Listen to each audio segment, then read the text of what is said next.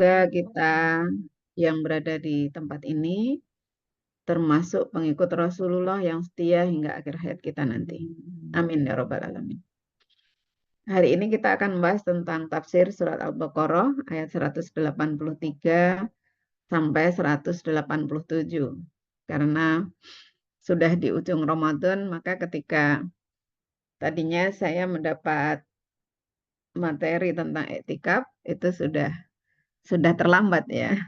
Kemudian ditukar dengan pekan lalu sudah disampaikan oleh Ustazah Silah yang tentang iktikaf. Nah, ayat 183 biasanya sudah sangat hafal kita semua tentang perintah berpuasa ya. Di sana Allah berfirman, A'udzubillahi minasyaitonirrajim. Bismillahirrahmanirrahim. Ya ayyuhalladzina amanu kutiba alaikumusiyam kama kutiba alal ladzina min qablikum la'allakum tattaqun. Ya, bahwa wahai orang-orang yang beriman, diwajibkan atas kamu berpuasa sebagaimana diwajibkan kepada orang-orang sebelum kamu, supaya kamu bertakwa. Nah, surat Al-Baqarah ayat 183 ini turun di Madinah pada tahun kedua Hijriah. Jadi setelah 15 tahun diutusnya Nabi Muhammad SAW sebagai Rasul. Ayat ini merupakan seruan bagi orang-orang yang beriman. Jadi yang tidak beriman tidak disuruh untuk berpuasa. Karena diawali dengan sebutan ya ayyuhalladzina amanu. Wahai orang-orang yang beriman. Dan tentu dengan kalimat ini otomatis bahwa orang-orang yang beriman baik laki-laki dan perempuan dia terkena seruan ini. Di bagian selanjutnya dijelaskan bahwa kama kutiba 'alal ladzina min qablikum. Maka di sini menjelaskan bahwasanya puasa itu tidak hanya menjadi kewajiban kita umat Nabi Muhammad SAW, tapi juga telah diwajibkan kepada umat-umat nabi-nabi yang sebelumnya, ya, yaitu kaum Nasrani dan kaum Yahudi. Jadi mereka dulu juga sudah diperintahkan untuk berpuasa, hanya syariat puasa bagi mereka agak berbeda dengan syariat puasa bagi kita. Para ahli kitab dulu, ya, orang-orang Yahudi dan Nasrani, diperintahkan untuk berpuasa 3 hari setiap bulan dan pada hari Asyura. Jadi ada setiap bulan. Kalau sekarang kita mengenal dengan puasa Ayyamul Bid, puasa tengah bulan, 13, 14, 15, dan puasa hari Asyura, tanggal 10 Muharram. Nah, caranya adalah menahan diri dari makan, minum, dan berjima mulai sejak waktu Isya atau tertidur sebelum. Kalau sudah tertidur sebelumnya walaupun belum masuk Isya, dia sudah terkena kewajiban untuk berpuasa sampai waktu maghrib keesokan harinya. Jadi kalau orang sudah tidur sebelum Isya, ya, maka puasanya jadi sangat panjang. Itu menjadi cukup berat bagi orang-orang saat itu, ya. Dan awalnya juga Islam mengikuti itu, waktu puasa yang sangat panjang. Nah, dalam kitab tafsir Jalalain di sini dijelaskan bahwa perintah puasa itu merupakan upaya mengontrol dan menjaga diri dari maksiat. Kenapa? Karena puasa dapat membendung syahwat yang merupakan pangkal sumber kemaksiatan. Karena ketika orang berpuasa, ya, tidak makan, tidak minum, tidak berjima dengan pasangannya, maka kemudian hawa nafsunya bisa terkendali. Disinilah salah satu tanda di belenggunya setan. Setan sulit untuk, salah satu tafsiran di belenggunya setan itu kan bahwa di bulan Ramadan setan sangat sulit untuk menggoda manusia karena manusia sedang mengendalikan syahwat melalui puasa. Maka kemudian setan tidak mudah mengganggu. Dan dengan puasa maka manusia akan terhindar atau terkontrol dan bisa menjaga diri dari perbuatan maksiat. Nah, dalam tafsir Ibnu Katsir mengutip hadis ini. Ya ma'syarul syabab, man istata'a minkumul ba'ah, ya, menikah gitu ya. Fal yatazawwaj. Fa innahu agodun, nah agodun, godul basor ya di sini agodun lil basor wa ahsanu lil farji. Wa man lam yastati fa'alaihi bisaum fa innahu lahu wija'un. Hai para pemuda, barang siapa di antara kalian mampu memberi nafkah, maka nikahlah. Dan barang siapa yang tidak mampu memberi nafkah, hendaklah ia berpuasa. Karena sesungguhnya puasa merupakan peredam baginya. Ini adalah salah satu dalil yang dikutip oleh Imam Ibnu Katsir dalam hadisnya, dalam menjelaskan bahwa puasa itu dapat membendung syahwat yang merupakan pangkal sumber dari kemaksiatan. Gitu. Nah, maka puasa ini sangat baik bagi setiap orang, bukan hanya seorang muslim saja sebenarnya. Nah, di samping itu ayat 183 ini memotivasi kita dalam menjalankan puasa dengan lebih baik dari apa yang telah ditunaikan oleh para ahli kitab dahulu. Jadi kita dalam menjalani ibadah dalam bulan Ramadan ini, kita akan lebih bersemangat menjalankan ibadah-ibadah yang lain. Seperti misalnya tilawah Al-Quran. Kita bersemangat lebih banyak membaca dibanding bulan-bulan lain. Sholat-sholat sunnah yang mungkin biasanya terbatas. Maka di bulan Ramadan ini kita lebih semangat untuk menjalankan sholat-sholat sunnah itu. Kenapa? Karena di bulan Ramadan amalan anak Adam dilipat gandakan pahalanya dari 10 sampai 700 kebaikan.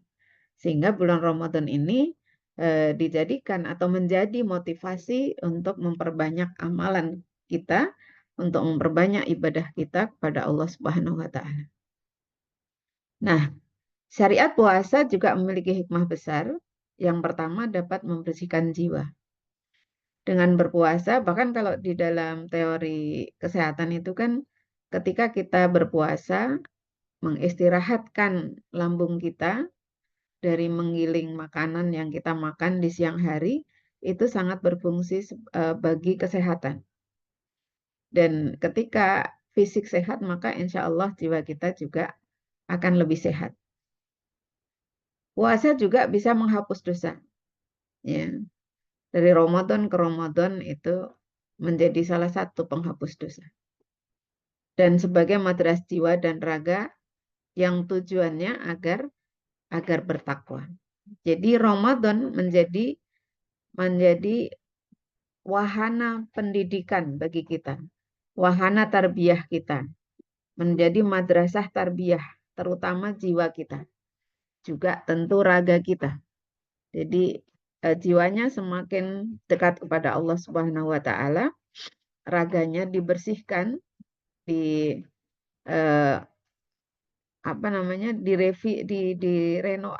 direnovasi ya, di servis kembali begitu ya, sehingga menjadi lebih sehat dan lebih baik. Nah, inilah manfaat hikmah dari kewajiban puasa yang diberikan kepada kita. Pada ayat 184-nya Allah berfirman, A'udzubillahi minasyaitonirrajim, ayyaman ma'dudat, faman kana minkum maridun aw ala safarin fa'iddatum min ayyamin ukhra. Wa 'alal ladzina yutiqunahu fidyatun ta'amu miskin. Faman tatawwa'a khairan fahuwa khairul lah. Wa antasumu khairul lakum in kuntum ta'lamun. Ya. Ayat ini menjelaskan kapan waktu yang diwajibkan untuk berpuasa. Ayyaman ma'dudat, yaitu pada hari-hari tertentu, pada hari-hari yang ditentukan, yaitu di bulan Ramadan. Nah, Diriwayatkan dari Mu'adz bin Jabal bahwa ketika tiba di Madinah sebelum ayat puasa diturunkan, Nabi Shallallahu Alaihi Wasallam telah melaksanakan puasa seperti puasanya ahli kitab.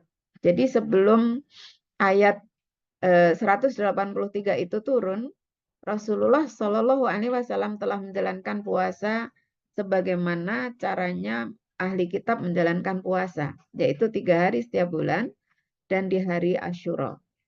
Nah, maka kemudian ketika turun ayat ini, ayyam ma'dudat, pada hari-hari yang ditentukan, di mana hari-hari yang ditentukan itu adalah bulan Ramadan, maka kemudian Rasulullah Shallallahu Alaihi Wasallam dan para sahabat melaksanakan puasa sebagaimana yang diperintahkan.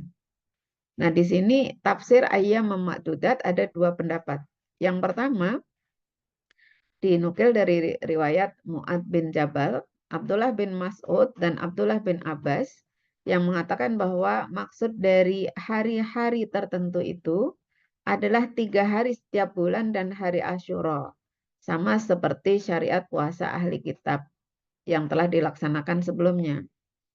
Lalu kemudian turunnya rangkaian ayat 183 dan 184 ini menjadikan puasa 3 hari setiap bulan dan puasa hari Asyura itu dihukumi wajib untuk dilakukan. Jadi yang tadinya sifatnya bukan puasa wajib, maka puasa 3 hari setiap bulan dan puasa hari Asyura itu menurut pendapat yang pertama ini menjadi puasa wajib. Nah, pendapat yang kedua dari riwayat Abdullah bin Umar yang mengatakan bahwa hari-hari tertentu itu maksudnya adalah bulan Ramadan. Nah, sehingga menurut pendapat ini puasa Ramadan telah dimulai sejak diturunkannya ayat ini. Tadi diberitahukan bahwa ayat ini diturunkan pada tahun kedua Hijriah, yaitu 15 tahun setelah diutusnya Nabi Muhammad Shallallahu Alaihi Wasallam. Maka kemudian puasa yang 3 hari setiap bulan, puasa Ayyamul Bid dan puasa Asyura itu tetap dilakukan tetapi menjadi puasa sunnah, bukan puasa wajib. Nah, jadi kita disunahkan puasa pada 3 hari setiap bulan, ya. Ada di 3 hari setiap bulan itu ada yang menjelaskan, ada ustadz yang menjelaskan bahwa kita yang penting puasa 3 hari setiap bulan. Boleh boleh mencar-mencar gitu ya. Tetapi baiknya memang puasa Ayyamul Bid, puasa tengah bulan. Nah, monggo. Jadi ini dikembalikan kepada kita dalam pelaksanaannya. Tentang puasa Asyura, nanti ini juga ada penjelasan lagi, karena di hadis lain puasa Asyura itu dikatakan sebagai puasanya ahli kitab. Maka kemudian ketika para sahabat bertanya kepada Rasulullah, kenapa kita mengikuti ahli kitab? Maka Rasulullah kemudian mengazamkan puasa di tanggal 9. Nah, namun sebelum Rasulullah Shallallahu Alaihi Wasallam menjalankan puasa di bulan Muharram itu tanggal 9, Rasulullah sudah keburu wafat. Maka kemudian para ulama memiliki perbedaan pendapat. Ada yang kemudian mensyariatkan puasa di tanggal 9 dan 10, ada yang 9 saja, ada yang 9, 10, 11, ada 10, 11 dan seterusnya. Jadi tentang puasa Asyura yang tanggal 10 Muharram itu nanti ada perbedaan pendapat antara para ulama. Ada yang silahkan mau ambil 10 Muharram saja. Silahkan mau 9 dan 10 atau 10 dan 11 dan seterusnya. Nah, lanjutan ayatnya faman kana minkum maridun aw ala safarin fa iddatum min ayyamin ukhra. Barang siapa di antara kamu sakit atau sedang dalam perjalanan, maka dia boleh mengganti puasanya di hari lain. Jadi orang yang sakit atau dalam keadaan safar, sekarang sudah pada mudik ya, di Solo sudah mulai padat pemudik sudah banyak mobil-mobil berplat luar daerah ya, plat B, plat plat F dan seterusnya. Nah, maka orang-orang yang dalam keadaan safar itu boleh tidak berpuasa dengan catatan dia mengganti puasanya di hari lain. Ya. Jika pada hari-hari tertentu mengikuti pendapat pertama, maka maksudnya di hari yang lain itu adalah hari lain yang mereka dalam keadaan sehat dan dalam keadaan tidak bersafar, dalam keadaan mukim. Jadi silahkan mau ganti kapanpun selama 11 bulan di luar bulan Ramadan. Tetapi jika mengikuti pendapat kedua, maka maksudnya adalah hari lain di luar bulan Ramadan. Gitu. Jadi kita apabila sakit atau dalam keadaan safar, itu dipersilahkan mengganti. Puasa kita waktunya cukup panjang, ada 11 bulan. Dari bulan Syawal sampai bulan Sya'ban, dipersilahkan. Nah, tetapi yang namanya mengganti hutang, membayar hutang itu lebih cepat, lebih baik. Lanjutan ayat berikutnya, wa 'alal ladzina yutiquna. Yutikun itu berat ya, berat. Berat menjalankan. Berat menjalankan ini ada titik tekan orang yang tidak mampu lagi menjalankan puasa. Ya. Fityatun ta'amu miskin. Mereka membayar fityah. Ya. Bagi orang-orang yang merasa berat melaksanakan puasa, mereka diberi pilihan antara berpuasa atau tidak berpuasa, namun wajib membayar fidyah sebagai ganti untuk setiap 1 hari tidak berpuasa. Makna fidyah sendiri adalah memberi makan seorang miskin. Kita berhenti dulu karena sedang adzan.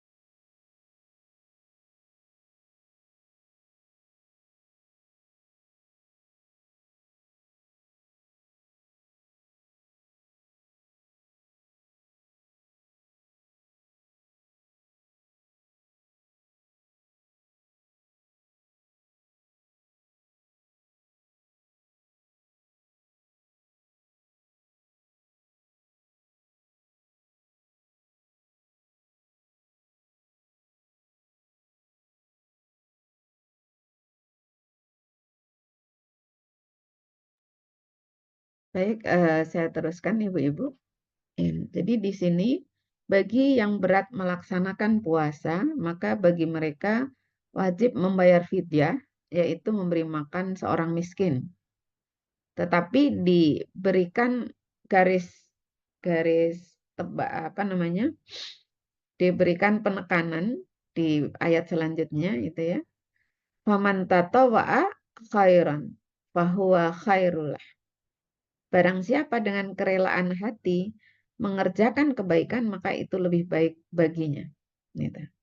Jadi ketika seseorang itu ingin mengerjakan yang lebih baik, itu lebih baik baginya. Nah, dijelaskan bahwa ukuran fidyah itu adalah memberi satu porsi makanan yang mengenyangkan sesuai dengan kebiasaan masyarakat kita.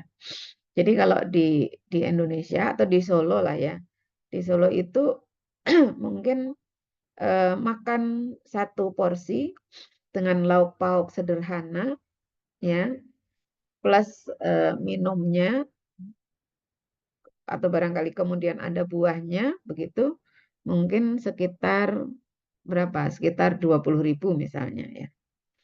Maka dia minimal memberi eh, segitu, satu porsi itu setiap hari kepada orang miskin, dan bentuknya adalah makanan bukan uang gitu.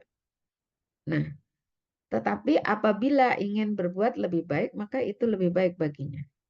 Jadi kalau kemudian di lembaga-lembaga zakat, infak, sedekah, mereka juga menerima pembayaran fidyah bagi yang kita, untuk memudahkan kita bisa membayar dalam bentuk uang. Kemudian mereka sendiri yang menyalurkan, lembaga-lembaga zakat ini yang menyalurkan, itu antara 30 sampai 35.000 per hari. Gitu ya. Nah, ulama lain berpendapat bahwa fidyah itu diberikan kepada fakir miskin 2 kali makan, yaitu pada saat berbuka dan sahur. Jadi kalau 2 kali makan berarti bukan satu porsi gitu ya, 2 porsi gitu. Nah, ayat ini juga menunjukkan bahwa para sahabat Nabi di awal Islam itu diberi pilihan antara berpuasa atau membayar fidyah. Karena di awal-awal turunnya ayat tentang puasa, itu para sahabat kan belum terbiasa puasa. Meskipun mereka sehat dan mukim, tidak safar begitu ya. Maka kemudian mereka latihan dulu. Nah, ketika latihan dulu itu, masih dalam keadaan latihan, itu mereka diberi pilihan ini, puasa atau membayar fidyah. Tapi itu di awal-awal ayat puasa baru turun. Beda dengan kondisi kita sekarang karena ayatnya sudah turun sekitar 1400 tahun yang lalu. Jadi kita tidak punya pilihan, silakan pilih puasa atau bayar fidyah, tidak. Nah, kemudian bagian ayat barang siapa yang dengan kerelaan hati berbuat baik, maksudnya memberi makan lebih dari satu orang miskin sebagai ganti untuk satu hari tidak berpuasa, itu lebih baik baginya. Jadi kalau mau memberi makan kepada lebih banyak orang lagi setiap hari, itu lebih baik. Di bagian akhir ayat ditutup dengan wa antasumu khairul lakum in kuntum ta'lamun. Ya. Allah menyemangati para sahabat yang sehat dan mukim untuk memilih berpuasa daripada membayar fidyah. Karena apa? Jika kalian berpuasa itu lebih baik bagimu jika kamu mengetahui. Karena jika puasa itu lebih besar pahalanya dan ganjarannya di sisi Allah Subhanahu wa taala.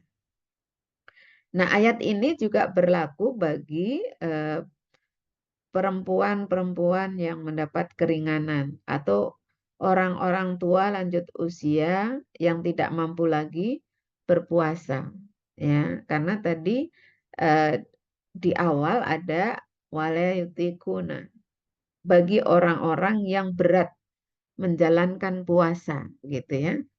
Maka kalau bagi seorang wanita yang sedang hamil dan menyusui, ya, hamil dan menyusui, dia memiliki rasa berat berpuasa, itu masuk ke dalam ayat ini.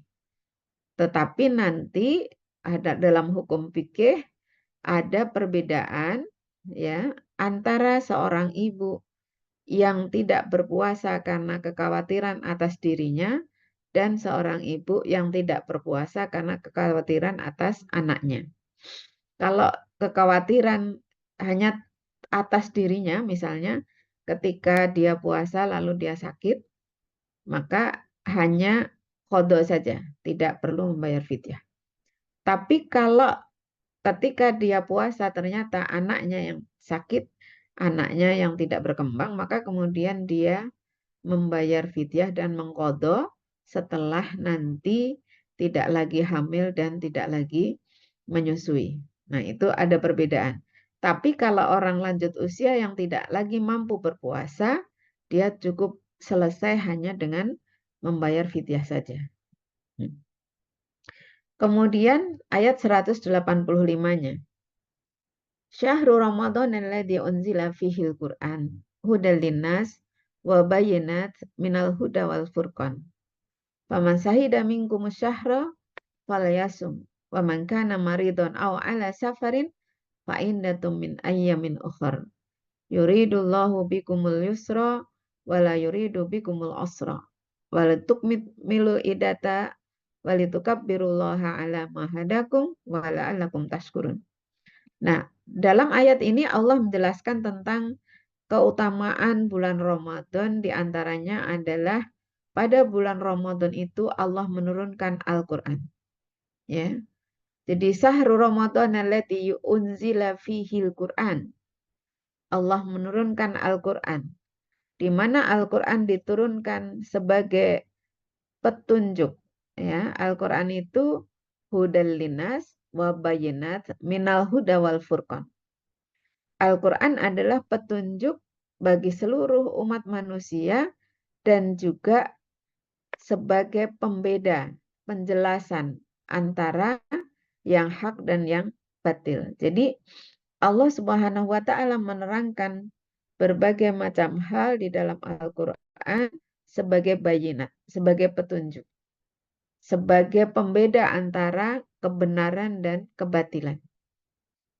Nah, sehingga di sini kita mempelajari Al-Quran itu sekaligus menjadikan Al-Quran sebagai tuntunan hidup kita. Karena sudah jelas di sana Allah turunkan petunjuk-petunjuk dan penjelasan-penjelasan bagi kita untuk menjalani kehidupan ini.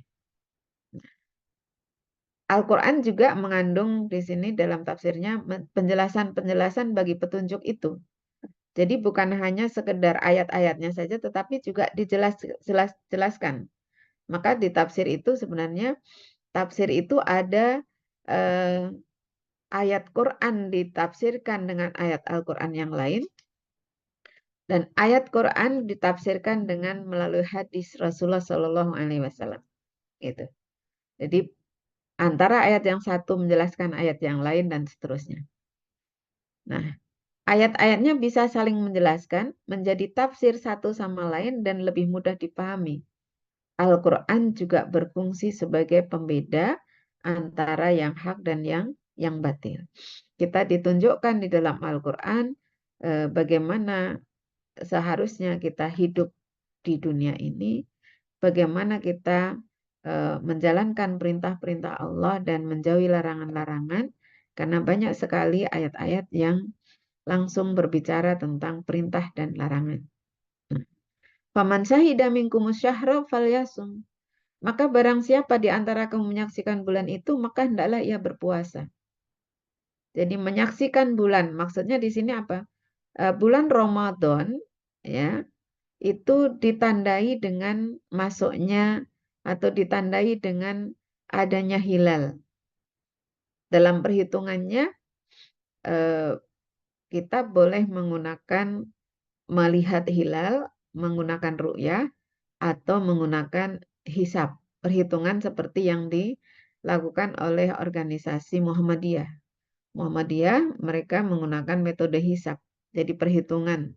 Itu sehingga untuk puasa sekian tahun ke depan itu sudah bisa diketahui hari ini. Tetapi ada sebagian masyarakat yang berpegang teguh pada pokoknya harus melihat hilal melalui ru'yah gitu ya. Maka faman syahida, barang siapa menyaksikan bulan itu berarti melihat hilal.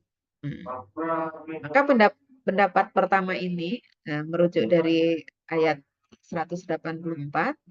Ayat ini adalah awal mula diwajibkannya puasa Ramadan yang menghapus kewajiban puasa 3 hari setiap bulan pada bulan Asyura. Namun kemudian puasa 3 hari dalam sebulan dan puasa Asyura disyariatkan menjadi puasa sunnah. Dan pendapat kedua mempertegas ayat 184 tentang kewajiban puasa di bulan Ramadan dengan kalimat faman syahida minkumus syahra falyasum. Jadi siapa yang melihat datangnya bulan Ramadan itu maka hendaklah ia berpuasa. Nah, dengan tata cara saat itu ya, saat turunnya perintah ini, tata caranya masih sama dengan tata cara puasa orang-orang ahli kitab dan yaitu orang Yahudi dan Nasrani. Nah, kemudian redaksi syahida ya, selain yang sudah dijelaskan tadi, ini mengisyaratkan bahwa penetapan awal Ramadan adalah dengan melihat hilal ya. Jadi ayat ini juga menghilangkan adanya pilihan antara berpuasa atau membayar fidyah bagi yang sehat dan mukim. Karena bagi orang yang sehat dan orang yang mukim tidak bersafar, bagi mereka wajib berpuasa. Ya. Di sini ditegaskan melalui ayat wa man kana maridon aw ala safarin fa iddatum min ayyamin ukhar. Barang siapa yang sakit atau sedang dalam perjalanan, maka mengganti puasanya di hari yang lain, bukan dengan fidyah. Kalau sakit saja itu silahkan berbuka. Tapi nanti di bulan yang lain, di hari selain Ramadan, gantilah dengan mengkodonya. Ya. Jadi kalau dalam kondisi sakit silahkan. Jangan kemudian lagi sakit, badan lemas, memaksakan untuk puasa. Sehingga akhirnya mengakibatkan sakitnya semakin parah. Itu justru tidak boleh.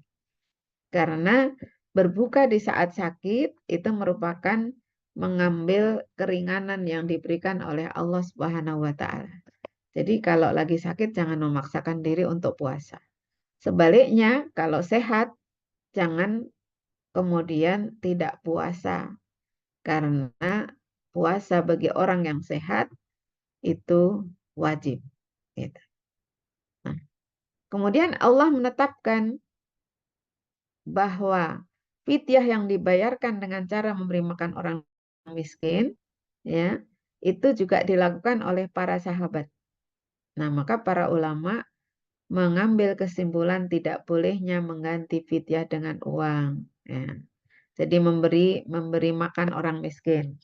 Nah, sekarang kita ada fasilitas tinggal transfer pakai mobile banking, pakai M-banking gitu. Itu nanti lembaga ininya yang memiliki kewajiban untuk melaksanakan tata cara membayar fidyahnya dengan memberi makan kepada orang miskin tadi. Nah, kenapa ini diberikan, syariat itu diberikan? Tujuannya adalah yuridullahu bikumul yusra wala yuridu bikumul usra. Jadi Allah menghendaki kemudahan bagi kamu dan tidak menghendaki kesukaran, ya, tidak menghendaki kesulitan. Jadi semua ketentuan ibadah puasa ini merupakan syariat yang diberikan oleh Allah Subhanahu wa taala dan itu merupakan kemudahan dari Allah Subhanahu wa taala. Kemudahannya apa? Ketika sakit atau dalam perjalanan lalu tidak kuat puasa silahkan berbuka saja. Nanti diganti di hari yang lain. Itu kemudahan. Tapi bukan berarti kemudian kenapa Allah harus mewajibkan puasa padahal itu berat gitu ya. Karena puasa mengandung banyak hikmah. Amat sangat besar hikmah yang terkandung di dalam eh, ibadah puasa ini. Maka kita diperintahkan walitukmilul iddata walitukabbirullaha ala ma hadakum wala'allakum tashkurun.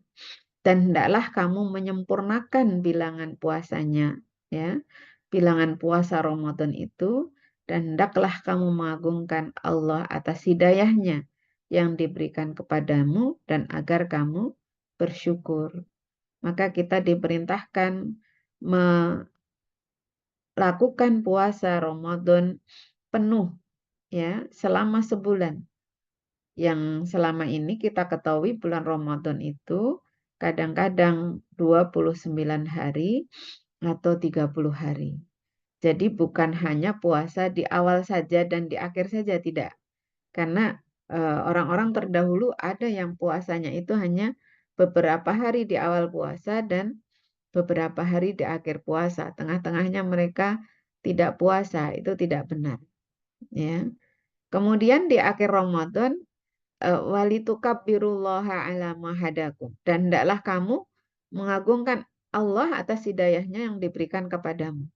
Ketika tiba hari raya Idul Fitri, setelah kita selesai melaksanakan puasa Ramadan, maka kita disunahkan untuk mengagungkan nama Allah dengan melakukan takbir. Nah, kita mengenalnya dengan takbiran. Jadi di malam Idul Fitri yang pertama, begitu selesai puasa Ramadan, kita takbiran. Allahu Akbar, Allahu Akbar, Allahu Akbar. Allahu Akbar, kabiro, dan seterusnya. Untuk apa? Bersyukur kepada Allah Subhanahu wa Ta'ala. Nah, dan kita meyakini itu karena apa? Sesungguhnya tidak ada seorang pun bisa menjalankan puasa dengan penuh, ya, di bulan Ramadan kecuali atas pertolongan dan hidayah Allah Subhanahu wa Ta'ala bagi kita. Maka kita wajib bersyukur atas pertolongan Allah Subhanahu wa Ta'ala dan atas hidayah Allah Subhanahu wa Ta'ala kepada kita sehingga kita menjalani puasa ini. Ayat berikutnya surat Al-Baqarah ayat 186, Allah berfirman, wa idza sa'alaka ibadi anni fa inni qarib, di awal ayat. Dan apabila hamba-hambaku bertanya kepadamu, wahai Muhammad, tentang aku, maka jawablah, sesungguhnya aku dekat. Ya, Allah itu dekat pada kita. Ya, keberadaan ayat ini di antara ayat-ayat tentang puasa menunjukkan bahwa antara puasa dan memperbanyak doa ini adalah merupakan hal yang sangat utama untuk dilakukan ketika seseorang sedang berpuasa. Karena apa? Di dalam hadis Rasulullah Shallallahu Alaihi Wasallam dijelaskan bahwa doanya orang yang sedang berpuasa itu adalah mustajab. Maka ketika kita sedang berpuasa, ini kesempatan kita untuk banyak-banyak berdoa. Apa yang kita harapkan, apa yang kita inginkan, apa yang kita rencanakan, ya. Kemudian kita memohon pada Allah Subhanahu wa Ta'ala supaya rencana-rencana kita, keinginan-keinginan kita itu terkabul. Nah, saat inilah kesempatannya. Masih ada 3 hari lagi insya Allah. Kita sedang berpuasa wajib di mana doa-doa dikabulkan. Maka kita berusaha untuk memperbanyak doa di bulan Ramadan ini. Karena apa? Allah dekat. Allah dekat dengan hambanya. Nah, tentang dekatnya itu, ya, diriwayatkan bahwa sebab turunnya ayat ini adalah pertanyaan yang diajukan oleh para sahabat kepada Nabi, ya, kepada Nabi Shallallahu Alaihi Wasallam, apakah Allah dekat sehingga kami bermunajat, ya, bermunajat kepada Allah, ataukah jauh sehingga kami harus menyeru, mengeraskan suara kepadanya, ya. Nabi Shallallahu Alaihi Wasallam saat itu diam, tidak menjawab dan menunggu wahyu. Maka kemudian turunlah ayat ini. Ya, wa idza sa'alaka ibadi anni fa inni qarib. Nah, jadi ketika kita berdoa kepada Allah Subhanahu wa Ta'ala, itu cukup bermunajat, tidak perlu dengan mengeraskan suara, ya, tidak perlu berteriak-teriak gitu ya. Kita berdoa dengan suara yang lemah lembut, kita berdoa kepada Allah dengan sopan dan seterusnya. Nah, kedekatan Allah Subhanahu wa taala juga ditafsirkan langsung di dalam ayat ini, lanjutannya ayat ini ya. Setelah wa idza sa'alaka ibadi anni fa inni qarib. Apabila hambaku bertanya kepadamu tentang aku, maka jawablah bahwa aku sesungguhnya dekat. Buktinya apa? Ujibu da'watad da'i idza da'an. Kata Allah, aku mengabulkan doa orang yang berdoa apabila ia berdoa kepadaku. Jadi doa itu akan dikabulkan jika kita meminta kepada Allah Subhanahu wa taala.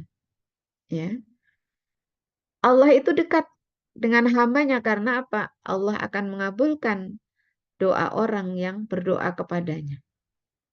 Nah, disinilah kedekatan Allah adalah dengan selalu mendengar doa-doa para hambanya dan ia tidak akan pernah mengecewakan para hamba yang berdoa kepadanya dengan senantiasa menjawab doa-doa tersebut. Catatannya, selama doa tersebut tidak mengandung dosa, tidak mengandung permusuhan, dan tidak mengandung kezaliman. Jadi, doa-doa yang akan dikabulkan adalah doa-doa yang baik. Maka ketika ada seseorang yang lagi sakit hati dengan temannya lalu mendoakan keburukan, tidak dikabulkan oleh Allah Subhanahu wa taala. Ya. Karena doa yang akan dikabulkan oleh Allah Subhanahu wa taala adalah doa-doa yang baik. Nah, kemudian adapun zat Allah Subhanahu wa taala yang dijelaskan di ayat ini juga di hadis sahih, Allah itu ars ya, tinggi. Allah adalah tinggi di atas ars dan ars itu berada di atas langit yang ketujuh. Ya. Di antara nama Allah, salah satu nama Allah itu adalah Al-Ali yang berarti maha tinggi. Tetapi sifat tinggi Allah ini, Al-Ali ini tidak bertentangan dengan kedekatannya dengan para hambanya. Karena dengan ketinggian Allah, beliau tetap ya, Allah Subhanahu wa taala. Allah Subhanahu wa taala tetap dekat dengan para hambanya dan senantiasa akan menjawab doa-doa hambanya. Itu. Jadi dan di sebuah hadis dijelaskan bahwa jarak paling dekat seorang hamba dengan Allah adalah ketika sujud. Pada saat kita sujud, sungguh itu adalah jarak terdekat kita dengan Allah Subhanahu wa taala. Nah, tetapi juga doa-doa tadi akan dikabulkan dengan syarat yang ditulis di akhir ayat. Jadi ujibu dakwatad da'i dadaan itu bukan hanya orang yang berdoa kepada Allah, orang yang meminta kepada Allah, tetapi juga ada syaratnya, yaitu falyastajibuli wal yu'minu bi la'allahum yarsyudun. Maka hendaklah mereka memenuhi perintahku dan beriman kepadaku agar mereka mendapat petunjuk. Di terjemahan lain la'allahum yarsudun ini agar mereka selalu dalam kebenaran. Ya. Nah, di sini memberikan isyarat ya. Potongan ayat ini memberikan isyarat bahwa supaya doa-doa kita diterima oleh Allah Subhanahu wa taala, maka kita harus memenuhi perintah-perintah Allah. Harus mentaati perintah-perintah Allah Subhanahu wa taala dan juga beriman kepada Allah Subhanahu wa taala. Jadi yakin kepada Allah dan menjalankan perintah Allah. Tidak cukup hanya mengatakan aku beriman lalu tidak mengerjakan perintah. Tidak cukup hanya mengatakan aku beriman lalu tidak meyakini. Tapi dia harus beriman dengan sepenuhnya dan meyakini dengan keyakinan yang kuat bahwa Allah Subhanahu wa taala akan mengabulkan semua doa yang dipanjatkan. Karena Allah itu sebagaimana prasangka hambanya. Jadi ketika kita berdoa ya, meminta kepada Allah Subhanahu wa taala, tapi hati kita ragu, ya maka doanya nggak dikabulkan gitu. Tapi ketika kita berdoa kepada Allah dan kita yakin Allah akan kabulkan doa itu, maka Allah akan kabulkan. Walaupun tidak pasti kapan waktunya pengabulan doa itu, karena ada beberapa kondisi tentang pengabulan doa. Ada doa yang langsung dikabulkan saat itu juga. Ada doa yang dikabulkan pada waktu di mana Allah lebih tahu kapan waktu yang tepat. Ada juga doa yang tidak diberikan ketika di dunia, tetapi dikabulkan setelah barangkali kita sudah tidak ada. Contoh-contohnya apa ya? Seperti misalnya doanya Nabi Ibrahim alaihissalam supaya negeri Mekah Al-Mukarramah itu dijadikan negeri yang makmur dan dikunjungi banyak orang. Doa Nabi Ibrahim baru dikabulkan di masa Nabi Muhammad SAW ketika Mekah Al-Mukarramah jadi tempat ibadah haji. Bahkan sekarang Masya Allah yang namanya bulan Ramadan, di akhir Ramadan, di waktu-waktu iktikaf itu Masjidil Haram, ya, Mekah Al-Mukarramah, juga Madinah Al-Munawwarah dibanjiri oleh ribuan bahkan mungkin jutaan orang dari negeri-negeri lain untuk melakukan umroh iktikaf. Yaitu salah satu doa Nabi Ibrahim yang meminta supaya negeri Mekah dijadikan negeri yang makmur dan dikunjungi oleh banyak orang. Terjadinya bukan di masa Nabi Ibrahim alaihissalam masih ada. Nah, doa yang langsung dikabulkan mungkin kita juga pernah merasakan gitu ya. Saya juga pernah merasakan, alhamdulillah, berdoa langsung saat itu dikabulkan, itu saya pernah merasakan. Ya. Nah, di antara tanda dan bentuk keyakinan seorang hamba adalah ia memperbanyak doa dan selalu mengulang-ulang doa. Jadi ketika kita yakin kepada Allah Subhanahu wa taala bahwa doa kita akan dikabulkan, satu tandanya adalah kita mengulang-ulang doa-doa kita. Jangan pernah bosan berdoa kepada Allah Subhanahu wa taala. Ya. Meski doa yang kita minta itu belum terjadi gitu ya. Kita yakini saja bahwa Allah lebih tahu kapan saat yang tepat doa itu dikabulkan. Jadi kita terus berdoa saja. Ya, terus berdoa. Insya Allah suatu saat Allah akan kabulkan doa kita.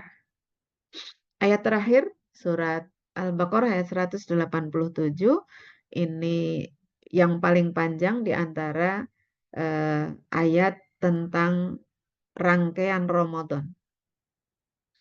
Jadi ayat 187 ini memberikan banyak penjelasan ya tentang hal-hal yang boleh dilakukan dan yang tidak boleh dilakukan, juga tentang anjuran iktikaf. Paling panjang di antara ayat 183 sampai 186.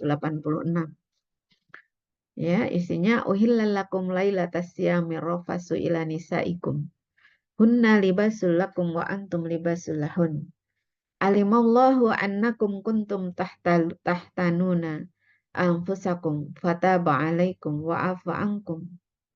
Fal'ana bashiruhunna wabtagu ma kataballahu lakum.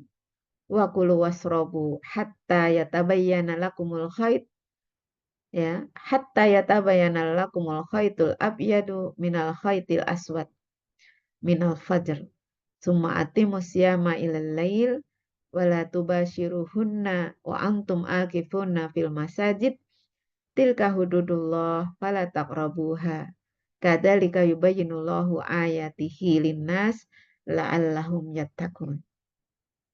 Dihalalkan bagi kamu pada malam hari puasa bercampur dengan istri-istri kamu. Mereka itu adalah pakaian bagimu dan kamu pun adalah pakaian bagi mereka. Allah mengetahui bahwasanya kamu tidak dapat menahan nafsumu. Karena itu Allah mengampuni kamu dan memberi maaf kepadamu. Maka sekarang campurilah mereka dan carilah apa yang telah ditetapkan Allah untukmu. Dan makan minumlah hingga terang bagimu benang putih dan benang hitam, yaitu fajar. Kemudian sempurnakanlah puasa itu sampai datang malam. Tetapi janganlah kamu campuri mereka itu sedang kamu beriktikaf dalam masjid. Itulah larangan Allah, maka janganlah kamu mendekatinya. Demikianlah Allah menerangkan ayat-ayatnya kepada manusia supaya mereka bertakwa. Nah, di ayat pertama yang kita bahas tadi, ayat 183-nya, diterangkan bahwa di masa permulaan Islam, tata cara puasa yang disyariatkan itu sebagaimana yang disyariatkan kepada ahli kitab. Ya. Di saat itu, puasanya itu bila telah datang waktu maghrib, mereka hanya diperbolehkan makan dan minum, serta berhubungan suami istri sampai waktu isya saja. Jadi sangat singkat. Maghrib sampai isya itu hanya sekitar 1 jam. Waktu berbukanya hanya 1 jam saja. Maka ketika sebelum waktu isya sudah tertidur, itu puasanya akan lebih panjang. Ya. Diperkirakan puasa saat itu di awal-awal diperintahkannya puasa dalam sehari semaram durasinya sampai 23 jam. Jadi sangat panjang. Nah, meskipun sampai saat ini pun kalau untuk saudara-saudara kita yang berada di daerah-daerah yang dekat kutub itu di musim panas puasanya sangat panjang dan di musim dingin puasanya sangat sedikit. Tetapi bagi negara-negara yang iklimnya ekstrim seperti ini, itu di jumhur ulama itu bersepakat bahwa waktu puasa mereka mengikuti waktu puasa Haramain. Jadi tidak mengikuti kondisi daerahnya. Karena ketika puasa sangat panjang itu bisa dikhawatirkan berpengaruh pada kesehatan. Nah, meski dulu pernah orang-orang terdahulu, orang-orang ahli kitab terdahulu, itu tata cara puasanya seperti itu.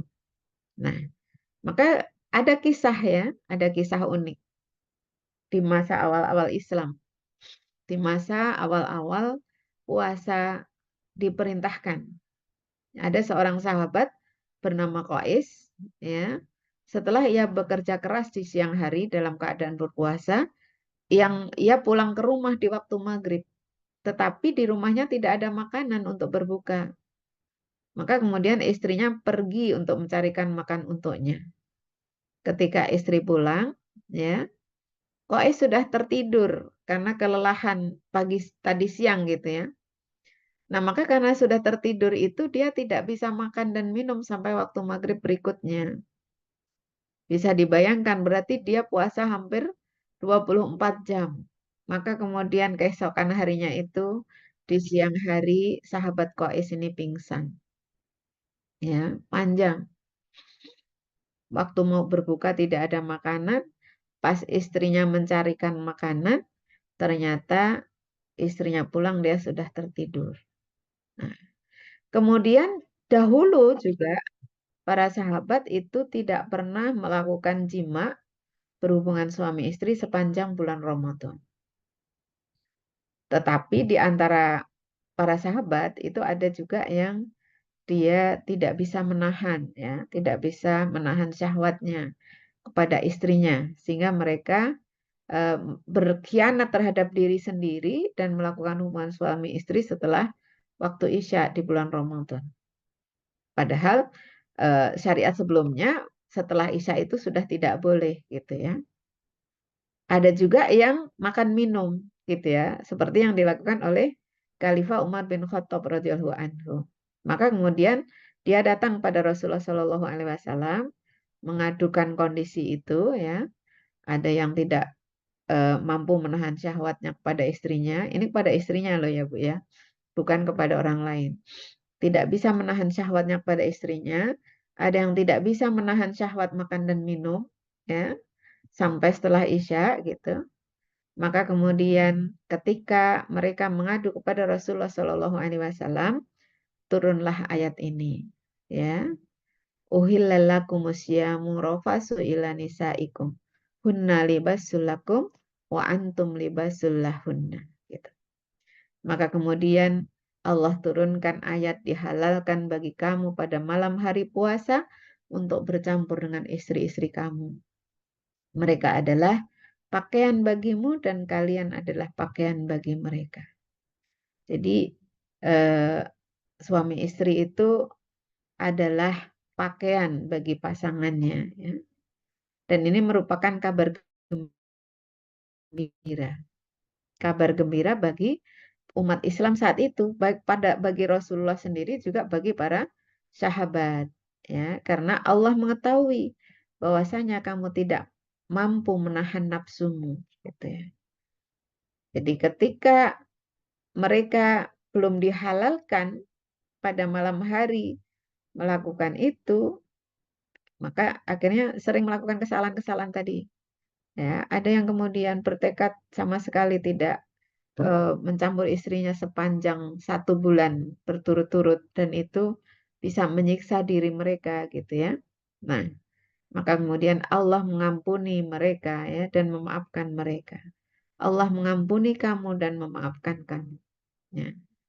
Kemudian Allah menetapkan maka sejak saat itu silahkan mencampuri mereka. Ya. Tetapi tetap mengikuti ketetapan Allah Subhanahu wa taala, ya. Ketetapannya mana? Makan dan minumlah hingga jelas bagi kamu benang putih dan benang hitam. Jadi sampai maksudnya saat itu sampai jelas benang putih dan benang hitam itu sampai jelas antara gelap dan terang dari malam sampai terbit fajar. Tetapi para sahabat masih mengartikan ayat ini dengan saklek gitu ya, dengan apa ya? Tekstual gitu ya. Maka kemudian eh, saat itu ada sahabat yang dia menyiapkan benang putih dan benang hitam di pagi hari. Maka kemudian benang itu dikeluarkan. Jika mereka masih belum bisa membedakan antara benang putih dan benang hitam, artinya masih gelap, ya, masih gelap. Matanya belum bisa melihat bedanya benang putih dan benang hitam, mereka lanjut makan dan minum. Ya. Karena saat itu kan belum ada listrik ya, belum seperti sekarang gitu. Jadi kalau malam benar-benar hitam pekat gitu. Jadi membedakan antara benang putih dan benang hitam ya sulit gitu ya. Nah, tapi kemudian ketika nampak benang putih nampak itu matahari kan sudah mulai keluar gitu. Nah, maka kemudian para sahabat ya terus makan dan minum hingga matahari terbit. Sehingga Allah Subhanahu wa taala menjelaskan bahwa yang dimaksud benang putih adalah terangnya siang, sedang benang hitam adalah gelapnya malam. Dan waktu pembeda antara siang dan malam adalah waktu fajar atau waktu subuh. Nah, sekarang eh, di kita ini waktu fajar tiba sekitar pukul 4.30 ya, 4.31 begitu. Nah, kemudian walituk milul idata. Ya. Kemudian sempurnakan puasa sampai malam. Maksudnya apa? Setelah terbit fajar, maka kita diperintahkan untuk menyempurnakan puasa sampai nanti maghrib. Ya. Jadi sejak ayat itu turun, durasi puasa langsung bisa dihitung dan dia lebih singkat. Yaitu waktunya dari subuh sampai maghrib saja. Tidak seperti dulu, dari Isya sampai maghrib. Yang panjang sekali, bisa sampai 23 jam. Tetapi sejak turunnya ayat itu, waktu puasa hanya dari terbit fajar sampai waktu maghrib tiba. Nah, dan sejak maghrib sampai fajar, maka dibolehkan semua yang tadinya dihindari, seperti makan, minum, dan melakukan jima dengan pasangan. Gitu. Nah, wala tubashiruhunna wa antum akifuna fil masajid. Ayat 187 ini selain menjelaskan batasan puasa dari terbit fajar sampai maghrib, dan selain menjelaskan larangan yang tidak boleh dilakukan selama puasa, makan, minum, dan berjima, maka di ayat ini diterangkan juga tentang iktikaf, ya, syariat iktikaf. Wala tubashiruhunna wa antum akifuna fil masajid. Dan janganlah kamu mencampuri mereka, istri-istri kamu, dengan ketika kamu beriktikaf di masjid. Jadi ketika orang sudah berniat iktikaf, berada di masjid, baik Ramadan maupun di luar Ramadan, ia tidak boleh berhubungan suami istri dan segala hal yang menjurus ke arahnya, ya, sampai dia selesai etika. Ya, jadi hal-hal yang menjurus kepada membatalkan etikaf dilarang. Kemudian hal lain ketika dia misalnya tidak terus berdiam di masjid, tapi dia juga pulang, sesekali pulang karena ada keperluan di rumah, maka dia tidak diperbolehkan melakukan hal-hal yang mendekati pada mencampuri pasangan, mencampuri istri gitu ya. Jadi ayat ini sekaligus menjelaskan tentang syariat etika. Dan iktikaf itu dicontohkan oleh Rasulullah Shallallahu Alaihi Wasallam dilakukan pada 10 hari terakhir. Hari-hari ini, hari sekarang sudah hari ke-28, ya, tinggal nanti malam dan besok malam, tinggal 2 malam lagi. Ya. Nabi Shallallahu Alaihi Wasallam selalu beriktikaf di 10 hari terakhir Ramadan, dan beliau di saat iktikaf itu beliau mengencangkan ikat pinggangnya, maksudnya tidak menggauli istri-istrinya, membangunkan keluarganya untuk melakukan sholat malam, dan berdiam di dalam masjid. Jadi tetap menegakkan sholat 5 waktu, kemudian berpuasa Ramadan, dan menjaga keluarga dengan cara membangunkan keluarga untuk bersama-sama beribadah. Masjid yang mana yang disyariatkan boleh untuk iktikaf, yaitu masjid yang dipakai sholat 5 waktu dan sholat Jumat. Jadi bukan di masjid-masjid yang tidak dipakai untuk itu, gitu ya. Nah, lanjutan ayatnya, tilka hududullah fala taqrabuha. Itulah batasan-batasan Allah, maka janganlah kalian mendekatinya. Demikianlah Allah menerangkan ayat-ayatnya kepada manusia, yang ini masih petikanan. Jadi itulah batasan-batasan dari Allah. Maksudnya apa? Bahwa ada hal-hal yang diperintahkan, ada hal-hal yang diharamkan, ada hal-hal yang dilarang. Diperintahkan berpuasa dari terbit fajar sampai maghrib, dibolehkan makan, minum, dan berjima di saat malam, ya. Kemudian dianjurkan untuk melakukan iktikaf di 10 hari terakhir di bulan Ramadan. Maka kaum muslimin, kita semua itu wajib mentaati Allah Subhanahu wa taala dan tidak melampaui batas dengan melanggar larangan-larangan Allah Subhanahu wa taala itu. Sehingga maksud diperintahkannya untuk menjalankan ibadah selama bulan Ramadan ini akan terpenuhi, ya. Di akhir ayat Allah berfirman, kadzalika yubayyinullahu ayatihi linnas la'allahum yattaqun. Demikianlah Allah menerangkan ayat-ayatnya kepada manusia supaya mereka bertakwa. Ya, maksudnya apa? Bahwa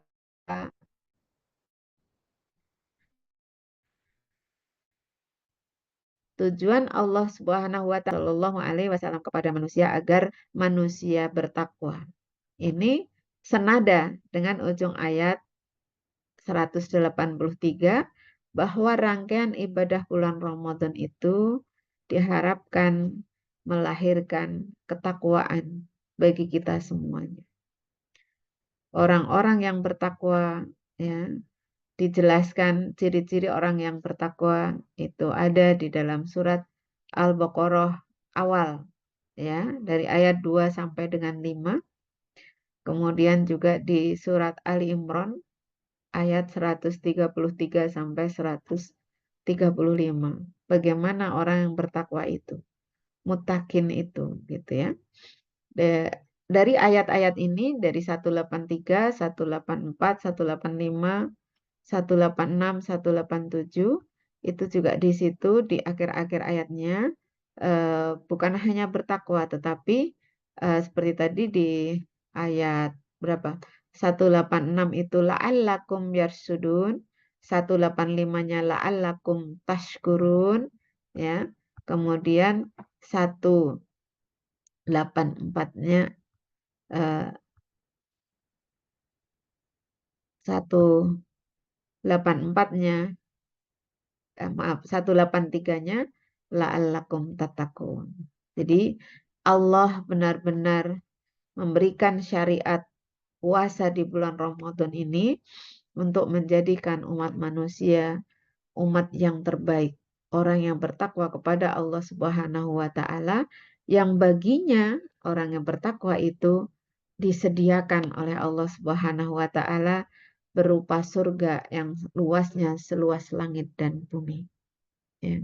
Mudah-mudahan Ibu-ibu sekalian kita bisa menjalani Ramadan yang tersisa dengan lebih baik lagi karena keberhasilan seseorang, keberhasilan ibadah seseorang itu terlihat pada akhirnya. Kalau pelari maraton itu biasanya dia mempercepat laju larinya menjelang garis finish. Maka kita yang saat ini sudah ada di penghujung Ramadan, tinggal 3 hari lagi, 2 hari setengah malah karena ini sudah lebih dari jam 12, kita upayakan bahwa 2,5 hari ini yang tersisa, mudah-mudahan kita bisa manfaatkan dengan ibadah sebaik-baiknya. Dan kita berharap mudah-mudahan hari-hari yang telah lalu, dari tanggal 1 sampai tanggal 28 hari ini, ibadah kita diterima oleh Allah Subhanahu wa taala. Doa-doa kita dikabulkan oleh Allah Subhanahu wa taala.